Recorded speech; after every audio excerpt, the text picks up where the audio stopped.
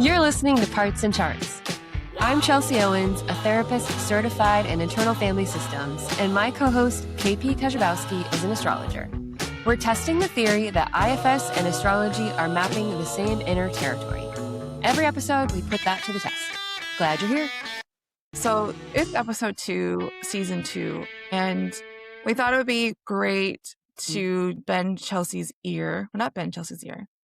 Cry on her shoulder. No, pick her brain about the philosophical foundations for IFS. As an astrologer who's really working with my parts now, as like planets as parts, I just want to make sure that I'm fully understanding what we're doing here. And we talked about that in season 1 a lot, but I'm curious, Chelsea, what are the philosophical underpinnings or foundations that we need to understand in order to know why IFS parts works? Yeah. And when you Therapist background. Yeah.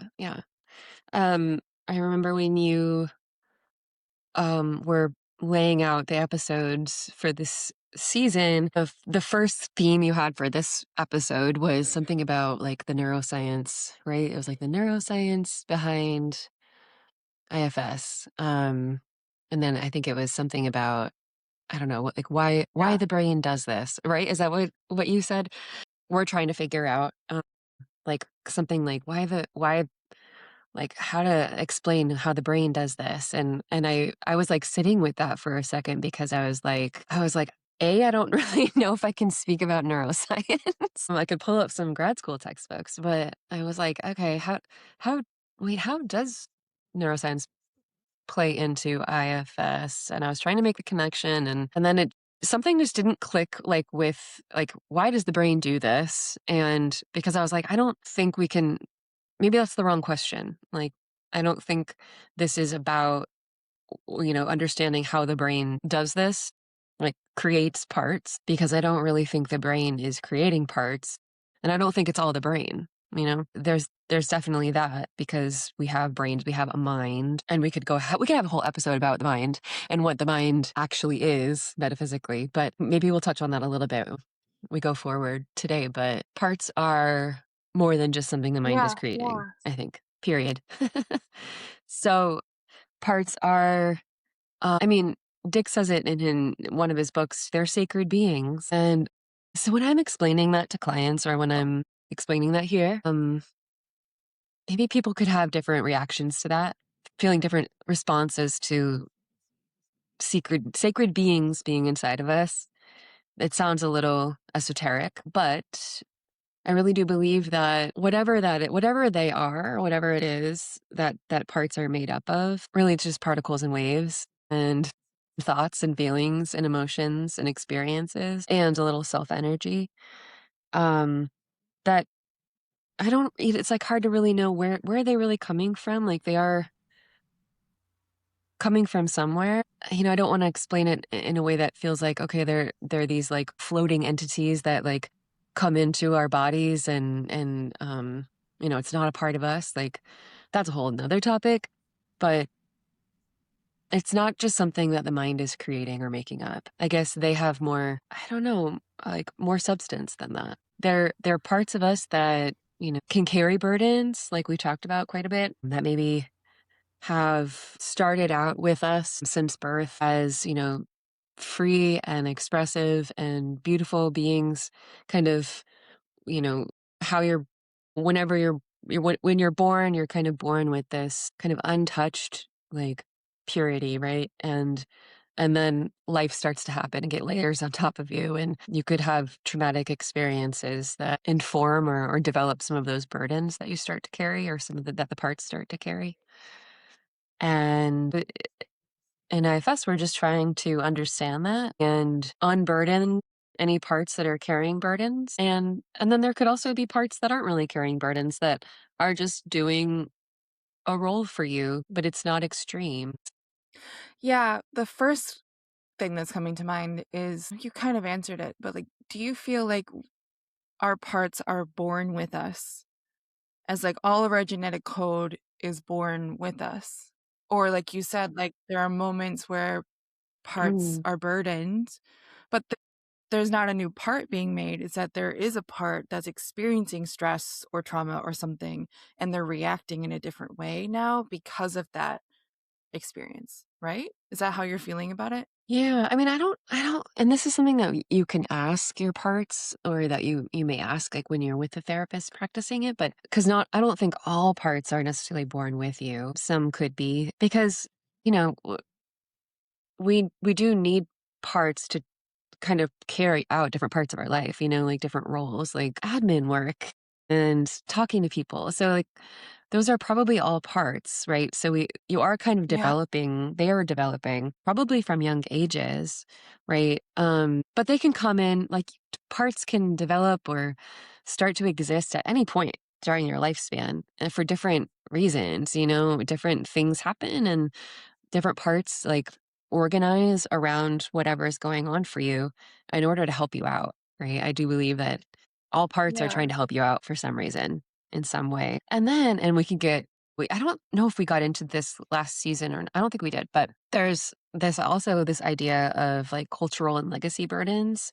So parts that maybe carry a little bit of your own burden, a little bit of someone else's burden, or the culture's burden.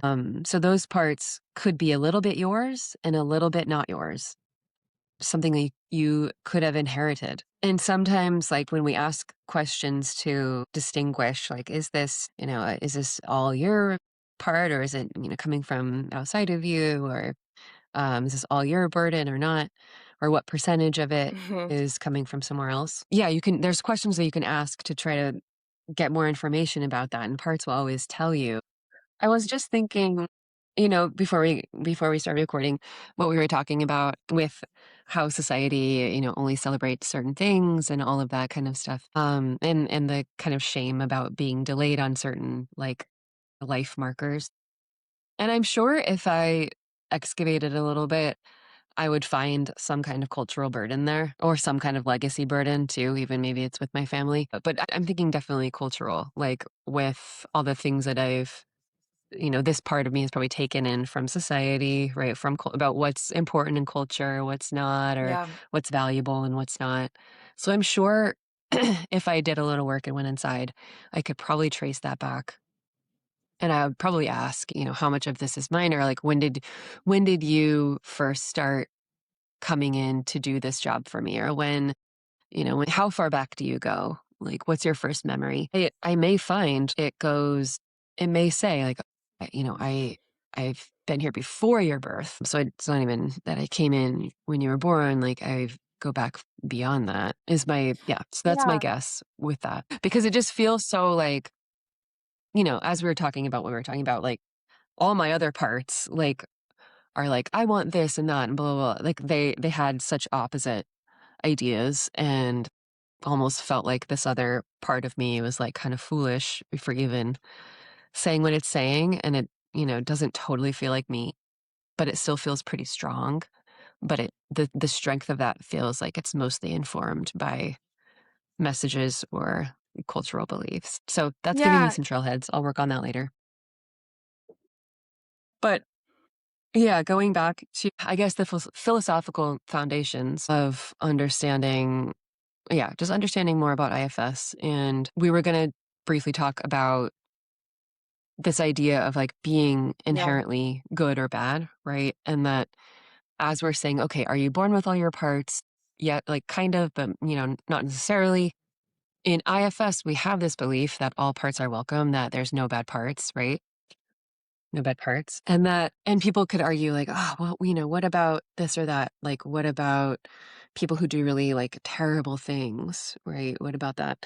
Um, and yet, like I think Dick would maintain the same belief. Like, there are no bad parts, Mhm. but parts can do heinous shit. Parts can do or have a really destructive behavior or do really terrible things. And even in his work, he's seen like amazing changes and rehabilitation of parts who have done really terrible things, and they've like unburdened and gotten a lot of freedom from the extreme roles they were put in. So it's like when you like actually get down to like is going on with parts and why they're doing what they're doing, even if it's some really terrible stuff, you'll probably find a good intention or what they had to do to Yeah. survive in this terrible world, right? So basically, IFS is going to change the world. We're Yeah. just spreading the word, and it's but and then also with yeah with inherently good, bad, like our Western society is set up or has been set up very intentionally to with this belief that people are inherently bad, right? Even the field of psychology. So it is kind of a new paradigm, as Dick says. It's a different way of thinking. It's a huge mindset shift for a lot of people to get behind, even like Christians, right? Like he says in one of his books, like he was working with some ministry in the Yeah. South, right? Did you read that part where he was talking with, I think it was evangelicals, and about this idea of like, are people inherently good or bad? Because like, um, it's like, yes, but like the Christian mind would say like, but what about sin or like original sin? And he was saying like that, well, that's kind of like burdens, right? We are kind of born like pure beings and then stuff happens, life happens, we're human, and burdens uh, can really weigh you down. Yeah. I was really excited that like it's really early on in his book that he talks about working with people who've murdered. And just reading this book like called No Bad Parts, that's what I'm talking about. Chelsea's been my like unofficial book guide for that as I've been reading through it. And he talks about a few things like the Calvinist view that all of us are like burdened by sin and like there's no way out. We just like we have to pray, pray, pray, do our best not to hurt anyone kind of thing.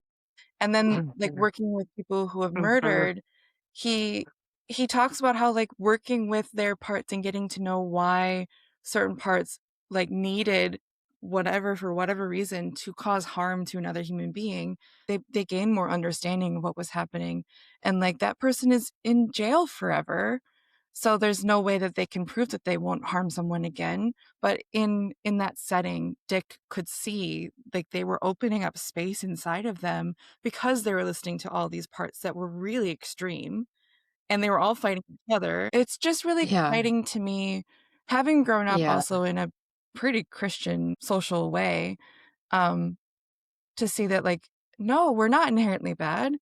We're actually inherently good. It's just there's these things yeah, that have happened that have yeah, harmed us or burdened parts of us so that we're acting in this way, like we have to fight back or we have to explain. I'm really yeah, right? And if we are truly made in the likeness of God, whatever you think God is, source, like then we are God. Like we are that energy, right? And like so it feels so bizarre that yeah, that then there would this be this belief, especially in I don't know, I guess in Christianity, like yeah, that we're not that, right? That we're somehow also bad, but we're also made in the image of God, but we're also these yeah. terrible sinners who need to repent. This is also like it doesn't make sense to while me. you're talking this whole Yeah. time, I'm like thinking up examples of when I've been an educator, seeing young people. I taught middle school briefly. I think I bring that up every episode because it was the hardest 3 months of my life, I swear. And I teach younger adults Hmm. in the college setting. Anyway, I'm just thinking about these moments where if a student was spoken to in a compassionate way and they were asked instead of assumed that they were asked why they threw a table on the floor or whatever the bad behavior was, I'm saying that in air quotes, then they could say why, they could Yeah. share why they were frustrated, they could share why whatever their experience was. But instead, we live in a like, at least Yeah. a lot of the educational systems are punitive first, or like they see a bad behavior and they need to stop it instead of leaning in. And that's not true. That's not true for Yeah. most educators I know, is that like they are also educators now are taught to do as much as you can to listen compassionately. And viewing parts of me as students Yeah. has been helpful because I want to be that educator that's like, well, you didn't turn in your any of your work for the past 3 weeks. "What's happening? What's happening? What's happening, buddy?" Instead of saying like, "Okay, we'll fail them. Like they should be doing better," or like whatever the stance could be. It's helping me Mhm. see also like philosophically how all people want to be treated. Because all of us do shitty things, and like most of the time, I don't Yeah. even know why I'm doing the shitty thing until I go in and be like, "Well, I was underfed," or "Oh, you reminded of my aunt who like said something shitty to Mhm. me when I was 4," or whatever. Mhm. Not an excuse, but Mhm. partially an Yeah. explanation. So that's what's like rolling in my head while Yeah. you're talking, and it's Yeah. exciting to me to like make those connections. Yeah. Another part, mercy, yeah, we Having talked about mercy mercy, right? recently. Mercy, yeah, I looked up the definition as like when you're granted grace when you could have been granted Yeah. punishment. Yeah. So Yes. punishment is Yeah. inherently a Mhm. part of Yeah. mercy Mhm. in that it isn't given to you. Yeah. Oh, yeah. Yeah. That's just beautiful. I sent you that Dharma talk from a couple weeks ago, but, my Dharma teacher had this really beautiful anecdote, and I'll summarize it, but I think he was leading some kind of group or teaching something, maybe it was meditation or something like I think it was some kind of juvenile hall. So, the kids were youths and they were there for some reason, maybe they were destructive in some way. Um, and there was this one kid who showed up like every single day, every single class, and was just such a nuisance. Like was throwing stuff, yelling, talking the whole like just all over the place. And I think it took a while, but finally he pulled him aside and he was like, "What's going on with you?" And the kid was just like, I think he didn't really say anything, and the teacher was like, "Why do you keep coming back if it seems like you hate being here so much?" And the kid was like, "I just wanted to see how long Wow. it would take for you to kick me out." And he just, just like so badly like wanted to be accepted, right? And be there and could not, figure out how to do that. And the only way to do that is to kind of be, Yeah. troublesome or loud or whatever, make some problems and get his needs met that way. And, he didn't get kicked out. And the teacher showed him mercy in that moment. And he was like, you know, I get it, Yeah.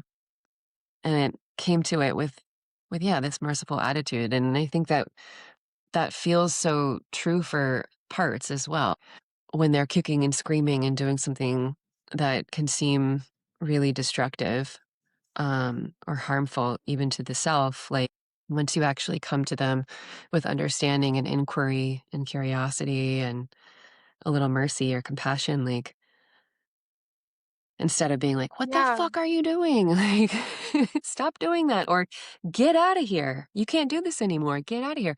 That's what they're expecting to hear, right? They're expecting to hear someone who's going to get mad at them or punish them or not understand them. But when you come to them with a different energy, and they're like, "Oh, okay, now I can relax because you're actually understanding me. You're not Yeah. getting mad at me." This Like, is that like feels really nice. Yeah. such a segue, but I feel like it's energetically related. What's also coming up while you're talking is I had this friend who there was just one comment that really hurt me, and it was like years ago, and I'm still feeling it. And I forgot the exact words, but it was something like, "Oh, you're so loud, you're so sunny, like you're so happy to be yourself." But the way their tone of voice was very much like, that's not acceptable, or that's annoying. Yeah. That's not And okay. it's been coming up a lot lately, the more I'm doing parts work, especially with my Venus, and Mhm. I'm seeing more clearly now that there was this part of them, my friend, who I love still very much, who was so angry or so whatever the word is about their vibrance or their loudness or something, that they didn't allow them to be vibrant or loud publicly. And there was shame or whatever around that. And then so when someone in their life was that in whatever way, it was they criticized it out loud. And I know that friend of mine would never do that intentionally, or at least maybe the tone wouldn't be intentional. Mhm. So Mhm. this is it's helping me understand other Mhm. interactions with people I've had with their parts and my parts, Yeah.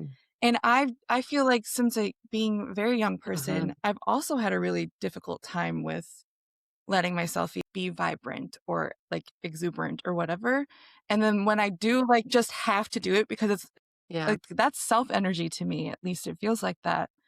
I have to express that, and I don't wanna use the energy as much anymore to, like, squash it down. Like, I feel proud when I let it come out, and Yeah. so when someone calls attention to me in a place where I feel Yeah. proud because it took a lot of energy for me to get there. Anyway, this is coming up as, like, I'm having so much more Yeah. compassion Mhm. for a moment that really hurt me that's still, like, bothering me. Yeah. Yeah, and that we're all just, like, trying not to be certain ways, or we're trying to keep other parts from expressing themselves because we have this, like, one part has a belief or a pattern or whatever. It's not Mm. that, like, that person's a shitty friend. It's that, no, they have a pretty loud part, Mhm.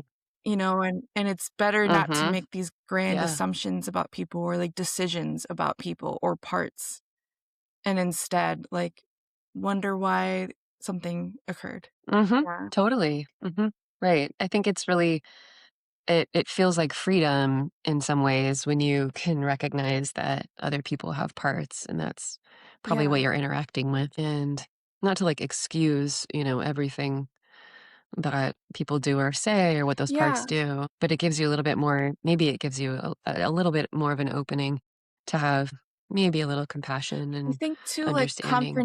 Yeah. confrontation in these kind of situations when you understand that everyone has parts is so much more fruitful or just feels better because you're not making an assumption about the person's character or goodness. Mhm. I'm saying in air quotes again, like, I'm not making an assumption about Yeah. goodness anymore. I'm Yeah. asking, like, why did that part of you express against my part of me or whatever?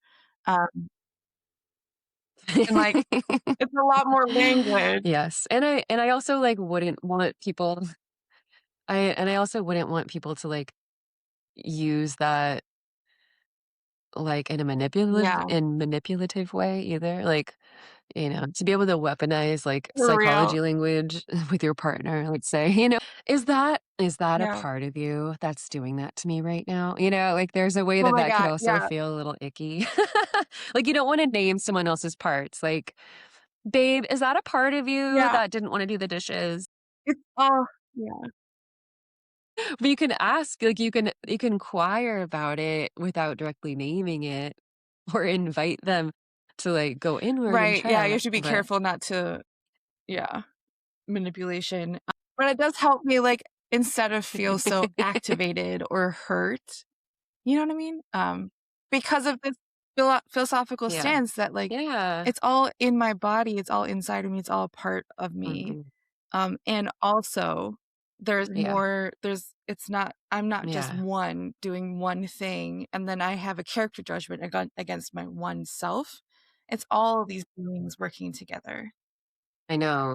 Yeah, I know. yeah, Right. Yeah, yeah, let's talk about the yeah. monomind And that's talked model. about in, like, I think the first chapter of No Bad Parts by Dick Schwartz. Yeah. Do you wanna kind of give us the lay Yeah. of the land? Well, maybe, I don't know, do you have anything to say about it? Yeah. What can I What say? my experience with monomind philosophy is, like, from the Buddhist standpoint is that, like, in meditation, there's moments where you may feel agitated or distracted, and that's the monkey mind thing where, like, just understand that humans have a monkey mind, and the best we can do is, like, give us enough space, keep breathing through it, keep focusing back on the breath, and then over time through the practice, your monkey mind will quiet, quiet, quiet, which I don't think there's Mhm. inherently I don't have issue with that because I do see that the more I'm working with my parts, there is like over time, there's more and more space. So it feels similar, but No Mhm. Bad Parts, Dick writes about like, yeah, Mhm. that's a helpful skill to build. And also,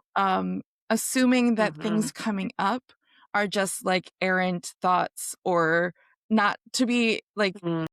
entertained, I guess, and more so that parts are coming up to speak and they want to be listened to, not ignored. So that's like what I got from that chapter, and I'm Yeah. not mentioning everything he wrote. Read the book. It's a great book. Yeah, yeah, yeah, the monomind feels to me like it's more about, like, Yeah. willpower, right? And what you're describing, it's like, oh yeah, we have one mind. Yeah, that it's either good or bad. You're either good or bad, depending on how much willpower you have and how much you can like accomplish or, get your mind to be quiet, which also just feels some of Yeah. that feels very Western to me too, setting us up to just be like productive robots and in a capitalist society.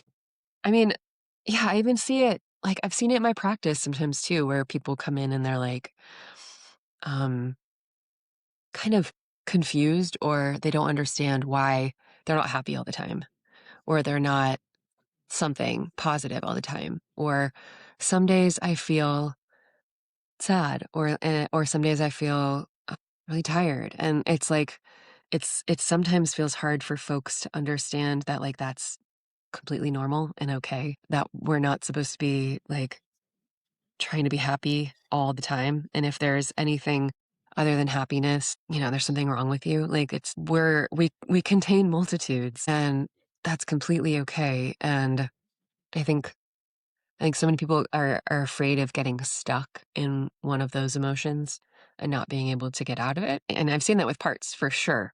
Like there's always a part that feels, part of its worries and concerns is that you're going to get stuck in like despair or sadness forever and never get out of it. So yeah, there's this way that we kind of fear like being one way or that we are one way and that's it forever and there isn't a fluctuation or there aren't parts, but there are. And yeah, and since I've gotten into more Buddhism as well, with certain teachers and certain practices, like there is a way of bypassing or dismissing thoughts that come up, and I get that that is a skill, and I think it's super important for people to, I don't know, just get curious about that.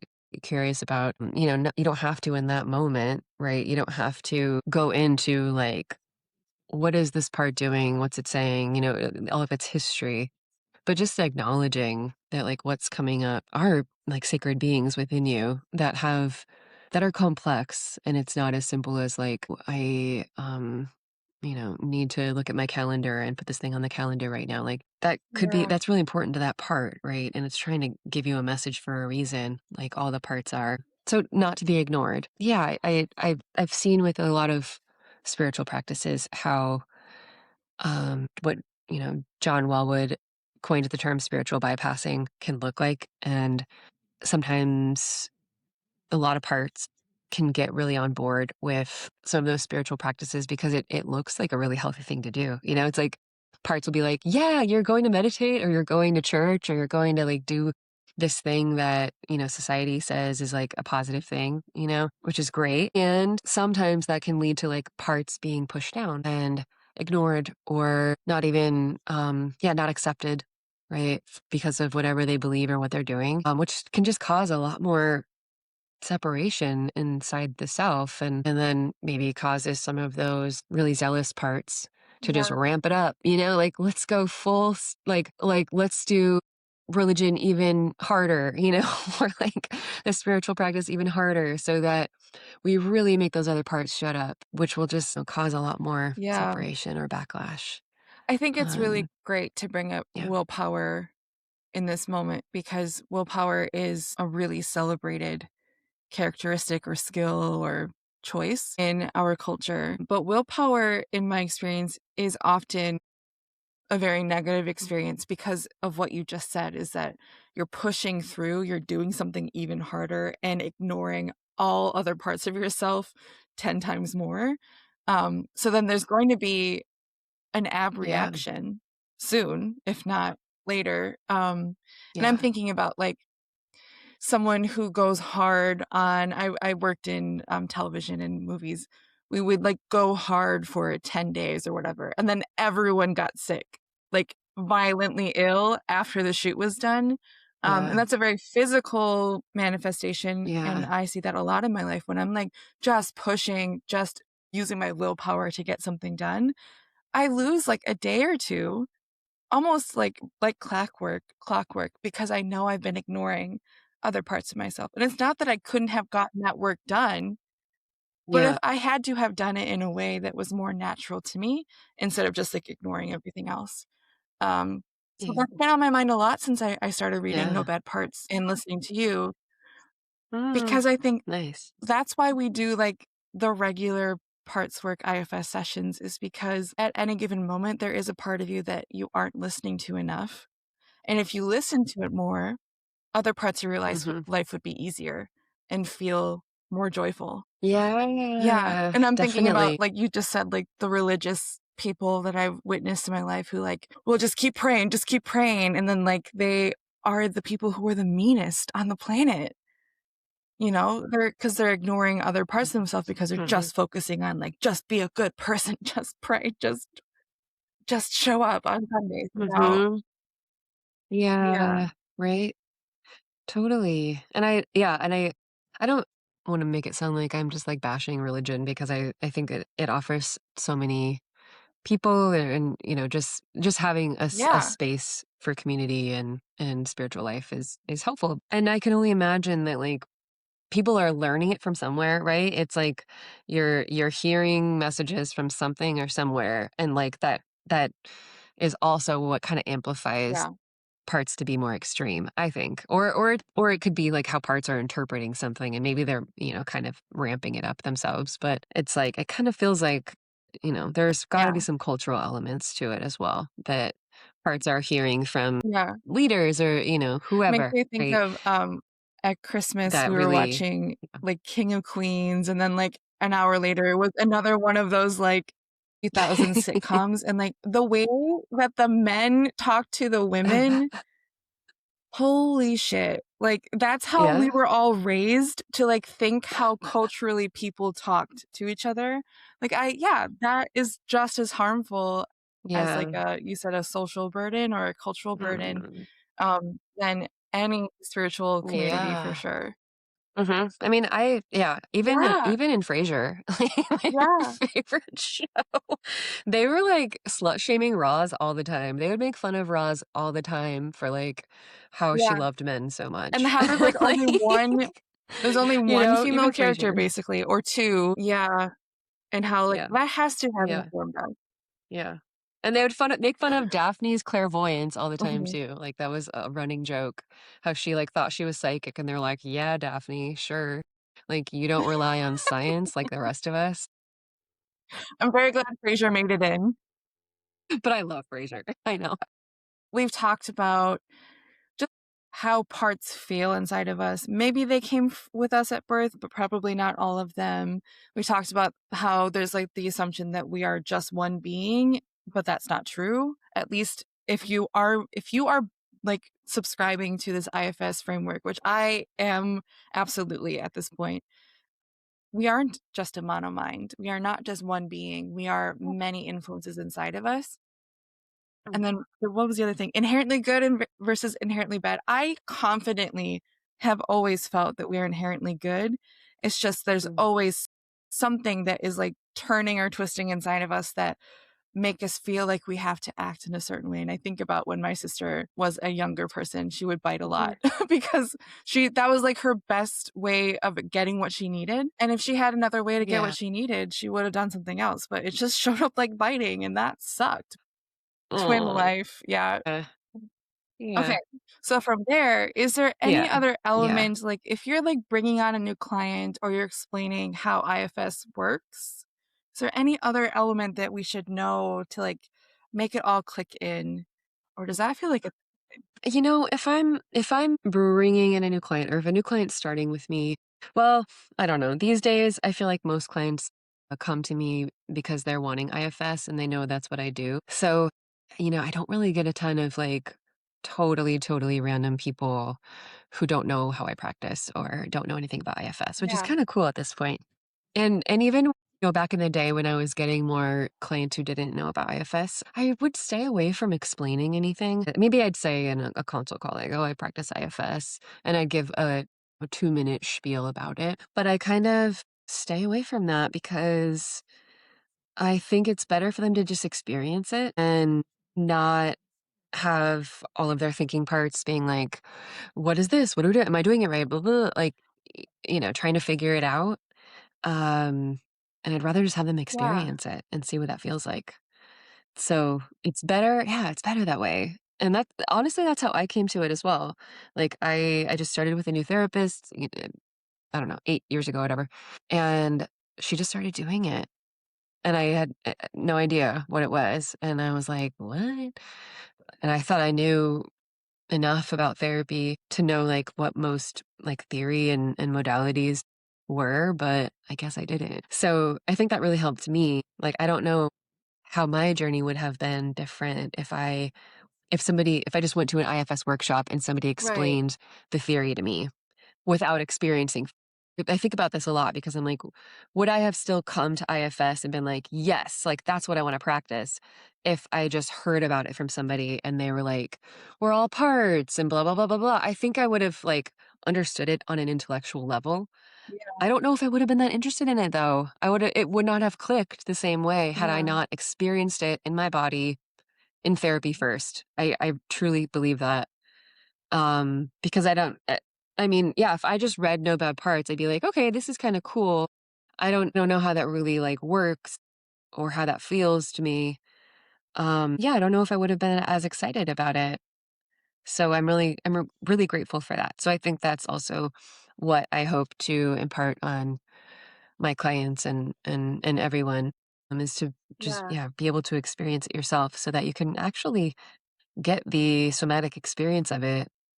Because I don't feel like it really Yeah. clicks until you actually do that, and you feel what it's like to That's work what within your Dick own said in the system. book too, is like, I It's can talk to you about this life-changing. all day, but like, let's do an Oh, really? exercise. So he writes out an exercise. You don't know anything about this until Yeah. you experience it. Yeah. Yeah. Interesting. Yeah. So, okay, I think Mhm.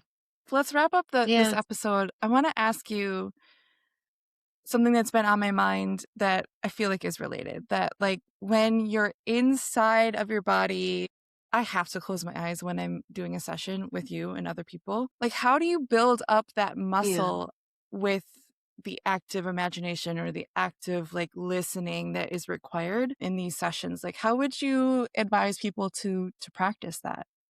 If they're not doing an active parts work session, but, like, maybe, like, is there something you can do in your regular life? Are you asking, like, as a client or as the therapist? Like, how do Yeah, I, as a yeah. therapist, build up this, No, I'm just like, thinking when I'm about, with like, clients? how my journey of, like, building up my intuition felt, and, like, awkward and clunky at first, but, like, the more I Mm, do it, the more I can trust what I'm sensing. Like, how would you encourage mm. someone to start? Yeah. Yeah. I mean, everyone's gonna be different in how they experience their parts. So, um, I think the more that you're just tuning in and paying attention to what's going on in your body, like, it may not even be imagination, it may not even be, you know, visuals, right? It could be sensation, it could be energetic, it could be like voices. So you're really just tuning in, just tuning your attention. And where it's different from intuition, because I know with intuition, you're kind of tuning into like what your higher self is, channeling, right? Where there could, be other voices going on too, right? That are like, don't do that, don't do that. Or there's a lot more like discernment, Yeah, perhaps, right? With intuition. But with parts, like you're just noticing anything and everything. Like I don't think there's any discernment because it's all yeah, inside of you. It's all welcome here. So whatever you're noticing, it doesn't have to be a certain way. Just noticing every single thing that's going on. And that's all, yeah. yeah, it's all welcome. It's all okay. So tuning in to yourself, yeah, closing your eyes really helps. Yeah. I'm hearing the word What else notice. helps? Oh, go ahead. I think working with, yeah, I mean, I think it helps to work with somebody else, but I get that you're asking like what can you do when you're Yeah. by yourself or not And working this with someone reminds me else? of what the poets talk about, like Allen Ginsberg wrote in that poem, and he taught, "Notice what you're noticing." And, like, that's all you really need to do is, like, you noticed a Mhm. bird, and notice that you noticed a Yeah. bird. Like, that is the muscle you can build up. Mhm. It's making me think of a friend invited me on a Mhm. color walk where we chose a color, and we just, like, pointed out whenever that color showed up, Oh. Like that's noticing what you're noticing. And it may Nice. feel like playful and little, but it's not. Mhm. That's part of it. So Mhm. that's what's coming to mind for me. Mhm. Yeah. Yeah. Yeah. Yeah. Which is, like, a lot of what, Yeah. meditation teaches as well, right? Just, like, we're not trying to, like, get rid of all of our thoughts, but we're just noticing Yeah. what we're noticing. Lovely. All right, this was great. I Yeah. feel like I have a couple essays inside of me that I want to pull together. Yeah. Oh, do you? Well, anything you wanna say Yeah. about astrology Um, in this conversation? I think that okay, so before this call, I had in my mind that the way I talk about all the different parts, LOL, of our chart are like they're all working together to make this kind of like energetic soup that is like so uniquely the characteristics of that sky moment, which like we can talk about as the birth chart. Like you embody this like amalgamation of all of these archetypes together and they work as a team. And I still feel that's true, especially when I'm talking about like, well, how does a Venus in Gemini and a Moon in Leo look like together when they're in conversation? Like there's it's like painting with colors. And there's that's exciting to me. But what has Hmm. been more exciting to me lately is thinking about all of our placements as parts, and they are all each dynamic in themselves, and they're always changing, and they're always in conversation. And but sometimes some parts aren't Mhm. talking with other parts, because that's true about astrology as well, is that like currently in the sky, maybe Saturn and Mhm. Uranus aren't in conversation right now in a technical way, because they don't need to be in conversation right Uh, now. They're doing other things. They're talking to other people. So that's what's been on my mind, and yeah. thinking about not the chart as the person, but the chart as the place of data to show us where all the parts are and how they're in relation to each other, which is like I Mhm. think a lot of language just to say I'm checking my worldview against this IFS foundational way of thinking. And it's feeling better. Mm. It's feeling more like it's more intuitive for me to do that as an astrologer rather than the more traditional way, which is more of qualifying or quantifying ways of thinking. So it's more relational. It's relational thinking is what I'm doing. I feel like I'm still at the beginning, so I can't Mhm. really describe what I'm seeing. That's where I'm at with that. Yeah. And like Yeah. there are no bad charts too. Beautiful. Like there's there's no bad person. Mhm. There's no yeah, Mhm. we're all neutral places, and there's dynamism inside of that. Mhm. Yeah. Yeah. So that's where I'm at. Mhm. It's okay. Thank you everyone for Yeah. listening. Send us a message if you want.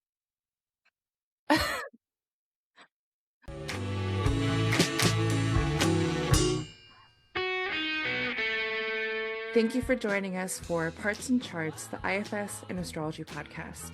If something sparked insight or resonated with you, we'd love to hear from you. No, really, we're here to make friends.